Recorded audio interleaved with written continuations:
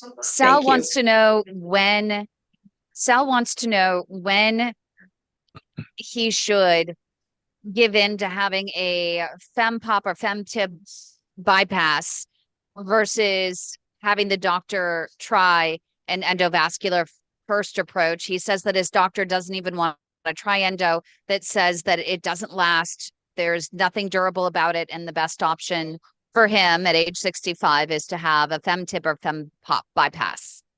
How does a patient know when they should try the endovascular first, or just go ahead and go with what the doctor says and do the bypass? Well, first, Sal, I would say this. No device or procedure we have is 100% perfect, as I mentioned before.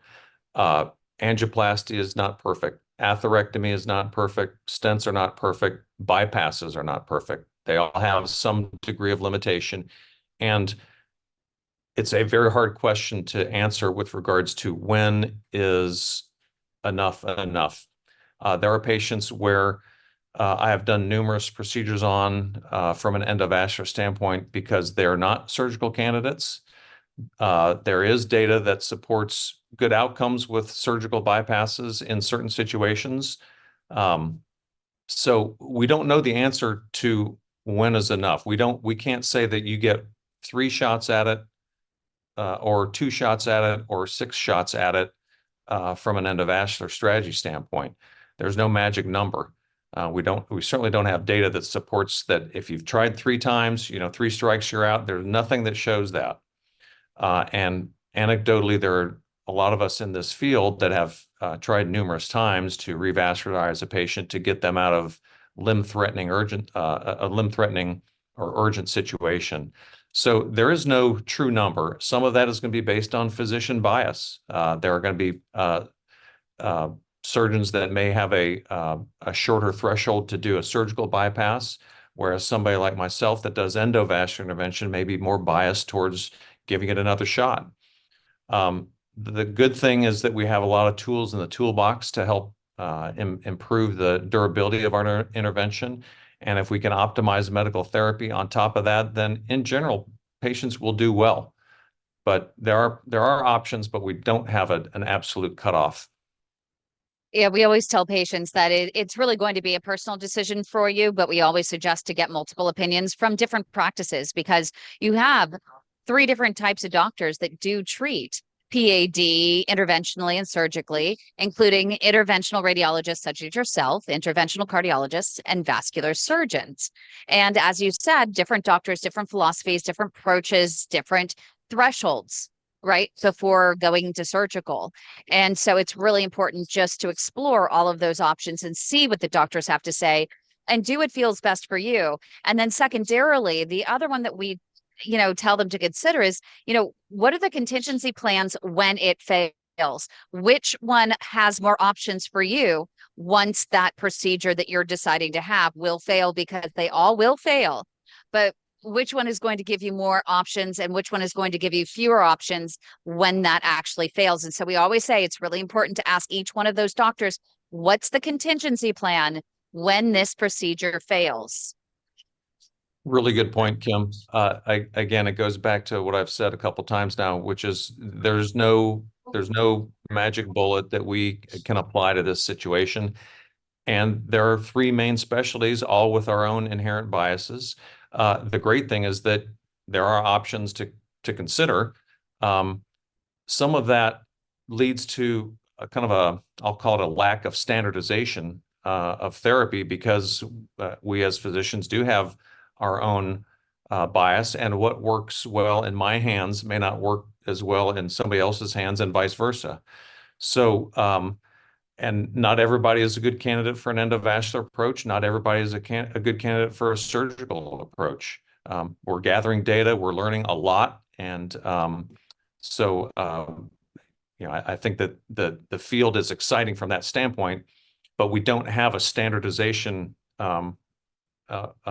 process at this point. So we can't really say that we've tried it twice, we've tried it 4 times, you got to do something different. I think there's a tendency to try and do something different depending on how durable your intervention might be. But the point is, an absolute number, we really don't have that. And the other thing, we always suggest conservative therapy first. Make sure it's optimum medical therapy, prior to any procedure, or walking is medicine. But once you do have the procedure, one of my thoughts that I share with patients is that I always like endovascular first because it is minimally invasive and it gives you the opportunity and the doctor the opportunity to see how your body reacts once you do have the procedure. Are you the type of person that is going to have a very quick healing response? Are you going to clot really quickly? What's really happening? It also gives the doctor the opportunity in a minimally invasive way to go in there and even collect more data using an intravascular ultrasound or IVUS to better understand the morphology of the plaque and to better understand, the sizing of each one of your vessels. And so it's just a great opportunity to really collect more information, because when that fails, at least if you actually make sure your doctor always saves a landing zone,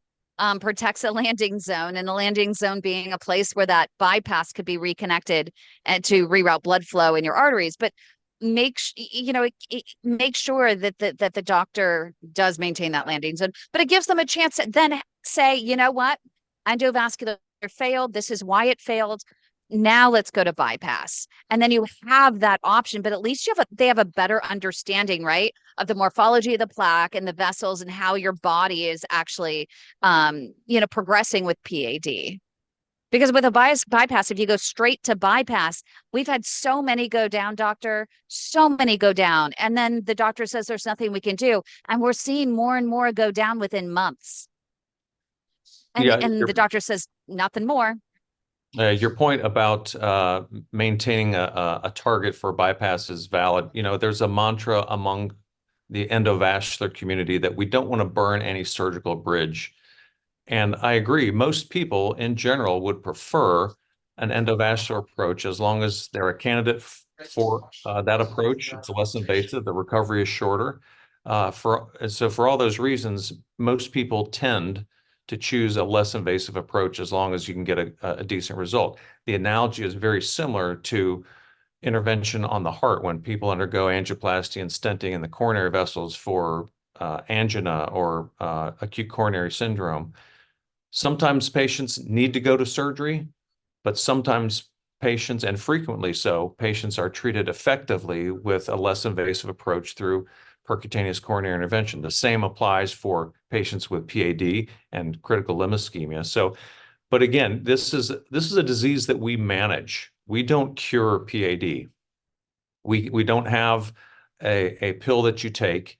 And so when patients present to us with symptoms that are consistent with PAD, whether that's claudication, or unfortunately, sometimes patients present with the more advanced stage with CLI, we don't have the ability to cure that process, but we can manage things effectively through risk factor modification, smoking cessation, all that kind of stuff, revascularization procedures, to get you as functional as possible and ultimately to save limbs.